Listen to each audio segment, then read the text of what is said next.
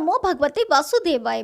अब तक श्रीमद् भागवत कथा के 10वें स्कंद के 15 अध्याय हम आपको सुना चुके हैं। आज 16वां अध्याय।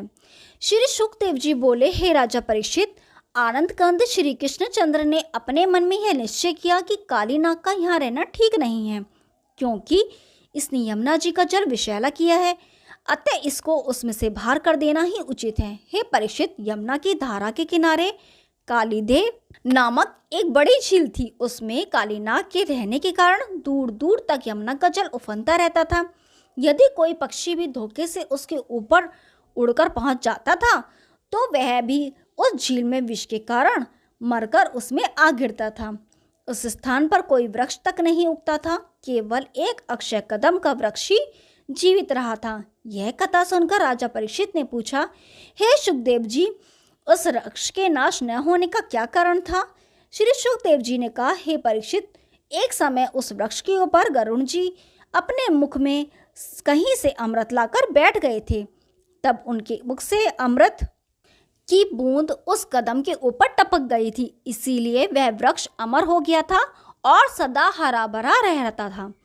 अस्तु श्री श्याम सुंदर ने काली नाग को उस झील में से बाहर निकलने का निश्चय किया।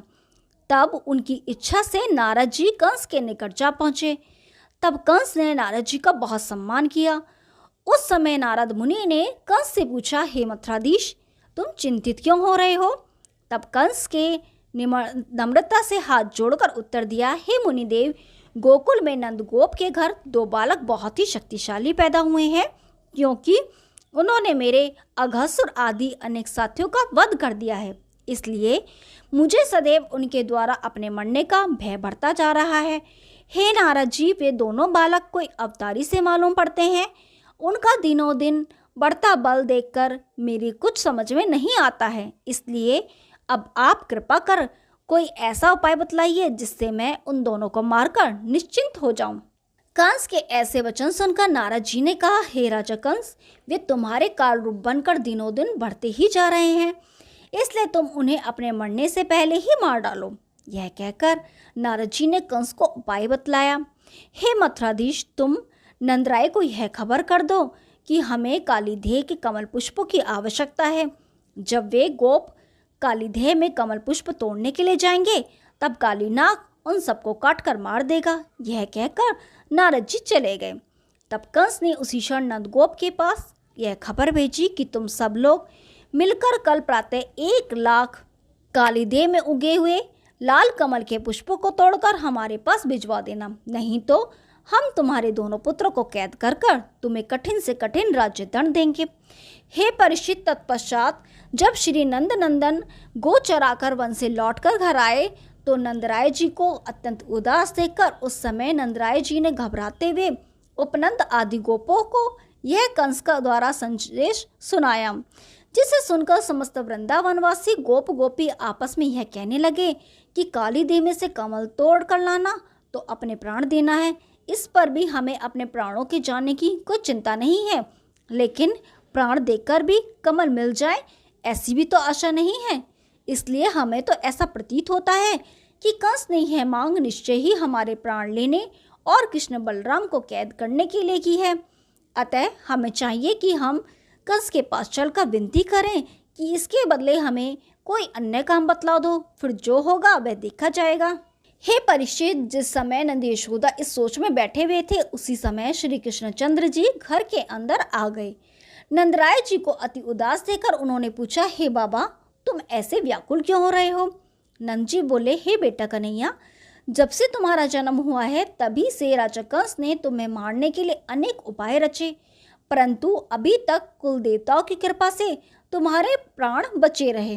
अब कंस ने कालीदेह के कमल मंगवाए हैं और यह कहलवा भेजा है कि यदि कल फूल नहीं आए तो वह हमें कठोर दंड देगा। यह सुनकर कृष्ण जी ने उत्तर दिया, हे बाबा, तुम चिंता मत करो। जिस देवता ने तुम्हारी अभी तक सहायता की है वही आगे भी सहायता करेगा। श्री कृष्णचंद्र जी के इस तरह समझाने पर नंद आदि सभी ब्रजवासियों ने अपने कुल देवता का ध्यान धरकर पूजन आदि किया।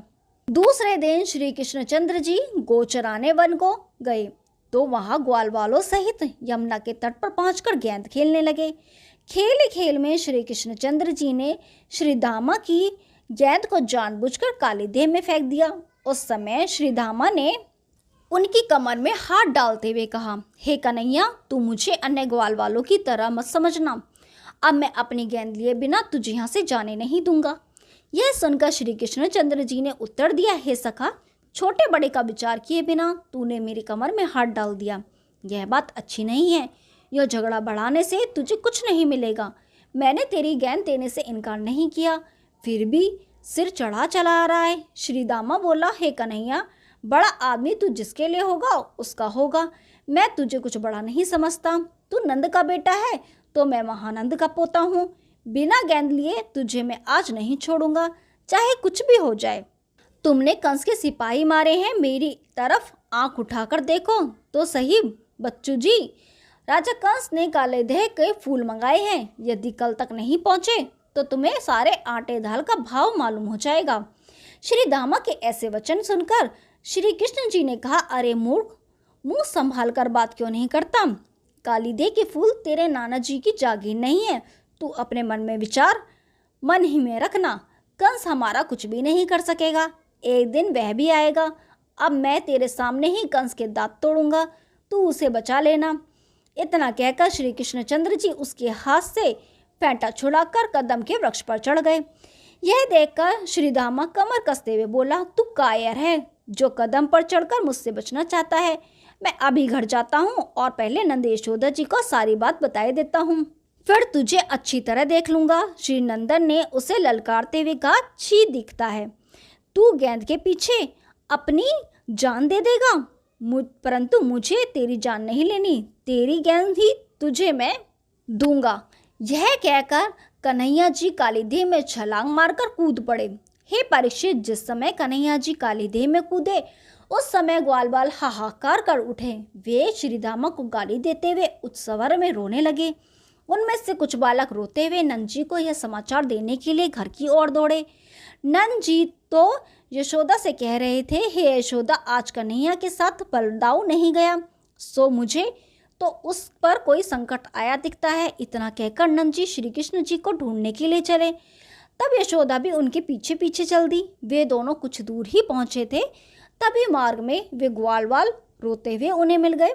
उन्होंने सिसकियां लेते हुए कहा, हे यशोदा मैया, आज गेंद खेलते समय कन्हैया एक कदम के वृक्ष पर चढ़कर जा बैठे थे, इसलिए वे उस पर से कालीदेह में गिरकर डूब गए हैं। यह बात सुनते ही नंद यशोदा जी मूर्छित होकर पृथ्वी पर गिर गए और यशोदा जी रो रो कर कहने लगी, मैंने कल रात जो सपना देखा था वह सत्य हो गया। हाय, अब हमें कन्हैया कहाँ मिलेगा? जिस समय यह खबर वृंदावन के गोपों ने सुनी उस समय रोहिणी, वृषभानु आदि सब गोप गोपी बहुत दुखी हो छाती पीट पीट कर रोते हुए नंद यशोदा के साथ यमुना तट की ओर चले। उन्होंने वहां पहुंचकर गोप बालकों से सब हाल पूछा। तब बालकों ने वह स्थान दिखला दिया जहां से नंदनंदन कालीदेह में कूदे थे। उस समय जब नंद यशोदा ने भी यमुना में डूबकर अपने प्राण खो देने की इच्छा प्रकट की, तब सब गोपों ने उन्हें जबरदस्ती रोककर न डूबने दिया। हे राजा परीक्षित, उस समय यशोदा ने पागलों की तरह रोते हुए कहा, हे कन्हैया, मैं तुम्हारे खाने के लिए माखन मिश्री लेकर बैठी हूँ। आज तुमने इतना विलंब कहाँ कर दिया? अब मैं तेरे बिना कैसे प्राणों को रखूंगी और कैसे घर को लौटकर जाऊंगी? इतना कहकर यशोदा जी जब पुनः कन्हैया कन्हैया पुकारने लगी, उस समय बलराम जी ने उनको समझाकर कहा, हे मैया, तुम इतना शोक मत करो। कन्हैया हम सबको चिंतित देखकर फूल लेने के लिए कालीदेह में गया है, इसलिए वह अभी लौटकर आते होंगे। वह जगदीश्वर अजन्म और आदि पुरुष है, इसलिए उनको किसी से कुछ भी डर नहीं है। तुम उनके सब कौतुक देख ही चुकी हो कि दुष्ट पूतना को उन्होंने पल भर में ही पछाड़ डाला था। मैं आपकी शपथ खाकर कहता हूँ, त्रिलोकी में ऐसा कोई भी प्राणी नहीं है जो उन्हें थोड़ी सी भी हानि पहुंचा सके। इस तरह बलभद्र जी के समझाने पर यशोदा जी को कुछ संतोष हुआ तो उन्होंने बलभद्र जी को हाथ पकड़कर अपने पास बिठा लिया और उनकी बलैया लेने लगी। उस समय सब वृंदावनवासी कालीदेह की ओर टकटकी लगाकर यह देख रहे थे कि आनंद कंद प्रभु श्री मणि मनोहर कब जल के ऊपर आकर दर्शन देंगे। तत्पश्चात श्री सुखदेव जी ने कहा, हे परीक्षित, इस समय नंद और यशोदा एवं गोपियों को जो शोक हुआ उसका वर्णन कौन कर सकता है। जब श्री मुरली मनोहर नटनागर स्वरूप धारण करके काली देह में गए, तब उनके मनमोहन रूप को देखकर काली नाग की पत्नियां मुग्ध होकर उनसे बोली, हे मदन मोहन बालक, तुम अपने कोमल शरीर को लेकर यहाँ क्यों चले आए हो। इस समय हमारा स्वामी कालीनाग सो रहा है, उसके जागते ही तुम्हारा शरीर उसके विष के कारण जल जाएगा। अतः तुम शीघ्र ही यहाँ से अपने प्राण बचाकर चले जाओ, क्योंकि हमें तुम्हारे इस सुंदर स्वरूप को देखकर दया आ रही है। नाग पत्नियों के ये वचन सुनकर श्री त्रिलोकीनाथ ने कहा, हे नाग पत्नियों, मुझे कंस राजा ने 1,00,000 कमल पुष्प लेने के लिए यहाँ भेजा है, इसलिए तू अपने स्वामी को शीघ्र ही जगा दे। तब नाग पत्नियों ने कहा, हे मनोहर बालक, मेरे पति की एक ही फुसकार मारने से तुम्हारी सारी देह नष्ट हो जाएगी। ऐसे राजा कंस का नाश हो जाए जिसने तुम जैसे कोमलांगी बालक को इस दह में भेजा है। तुमसे बार बार यह कह रही हूँ कि तुम शीघ्र ही यहाँ से चले जाओ, नहीं तो तुम्हारे माता पिता तुम्हारे वियोग में रो रो कर मर जाएंगे।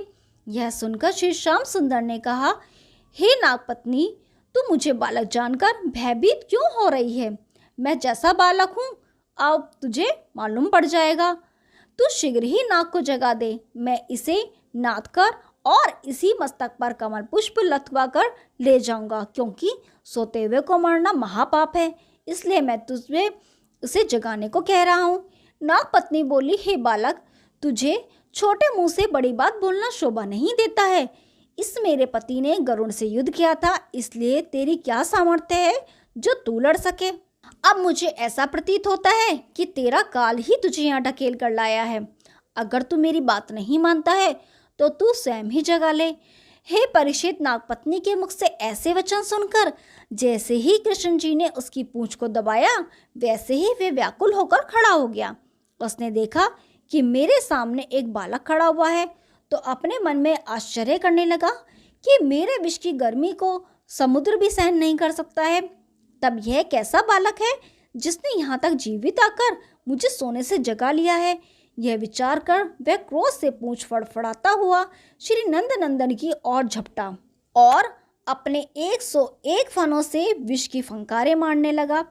उस समय कालीनाग ने अत्यंत घमंड में भरकर श्री कृष्ण जी से इस प्रकार कहा, हे बालक, तू मुझे नहीं जानता, मैं महाविषधारी सर्पों का राजा हूँ, तुझे यहाँ से जीवित नहीं जाने दूंगा।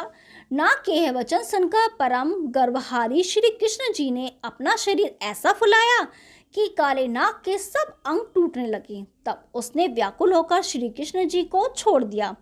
उस समय कन्हैया जी ने उसके फनों को अपने पांव से दबाया और उछलकर उसके मस्तक पर चढ़ गए।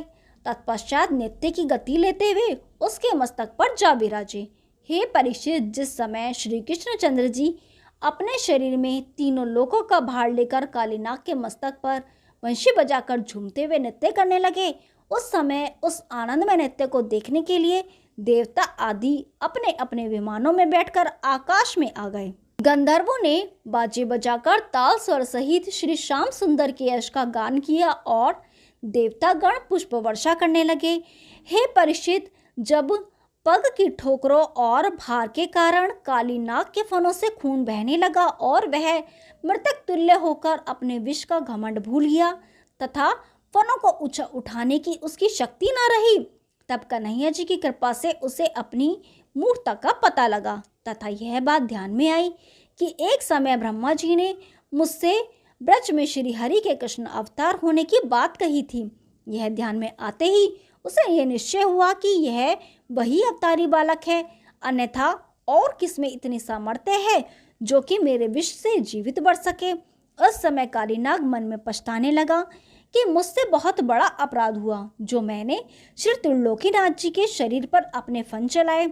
यह बात मन में समझने के पश्चात कालीनाग श्री वृंदावन बिहारी की शरणागत हो पुकार कर इस प्रकार कहने लगा, हे स्वामी, मैं अज्ञानवश आपके स्वरूप को नहीं पहचाना, सो आप मेरा अपराध क्षमा करके मुझे अपने शरण में ले लीजिए अथवा जीवन दान देकर कृतार्थ कीजिए। जब श्री नारायण जी ने यह देखा कि कालीनाग का अभिमान दूर हो गया है, तब उन्होंने कृपा करके उसे चतुर्भुज रूप से दर्शन देकर कृतार्थ किया। उस समय सब नाग की पंत्नियां विनय करती हुई प्रभु के सामने हाथ जोड़कर प्रार्थना करने लगी। हे दीनानाथ, आप तीनों लोकों के सभी जीवों को उत्पन्न करने वाले हैं। आपने अधर्मियों को दंड देने और पृथ्वी का भार उतारने के लिए अपनी इच्छा से अवतार लिया है।